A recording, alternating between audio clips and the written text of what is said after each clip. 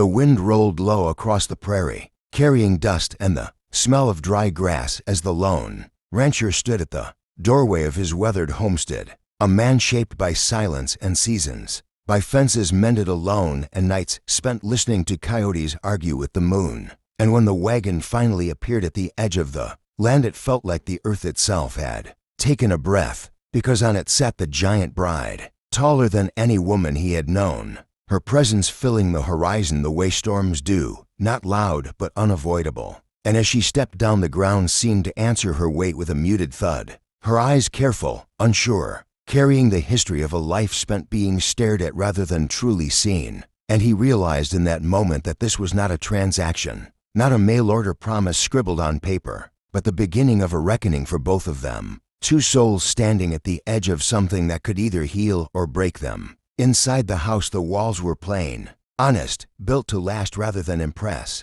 and she ducked to enter, her breath shallow, hands clasped as if bracing for judgment, asking quietly where she should put her things. And when the silence stretched, she asked again, softer, "Where should I undress?" Not as a challenge but as a confession of fear, because for her undressing had always meant vulnerability, exposure to cruelty or laughter, and the rancher, feeling the weight of her question, answered simply, "Right in front of me," not with hunger or command, but with a steadiness that said he would not look away, that he would witness without taking, that he would honor her courage by offering his own. And in that space between them the air changed, the room warming not with desire but with trust. She loosened her shawl slowly, not revealing skin, but releasing the armor she had worn all her life, layer by layer of expectation and shame. And he did not move, did not rush, because love on the frontier was not a thing that leapt, it was a thing that stayed. And as she stood taller, breathing easier, she spoke of the roads she had traveled,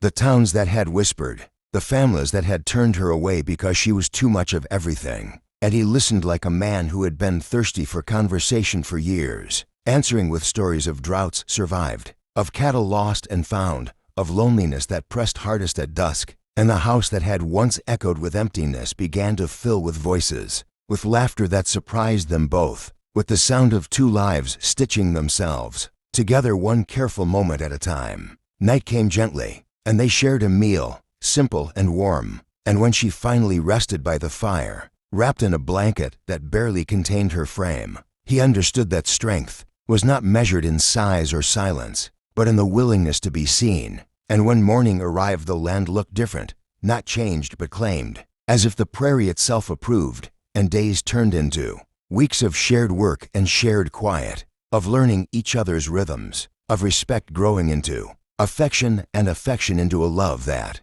did not need spectacle. And when the rancher finally spoke of building a future together, it was not with promises of ease, but with the truth that life would be hard and beautiful, and worth choosing every day. And the giant bride smiled, not because everything was solved, but because for the first time she was not alone in facing it. This is a story of the Wild West, not as a place of conquest, but of connection, where the bravest act is to stand still and let another person be fully themselves. And if this kind of deep, emotional storytelling speaks to you, if you believe love stories can be powerful without being loud, then subscribe to Wild West Dairies, because more unforgettable tales of courage, healing, and frontier hearts are waiting for you just beyond the next horizon.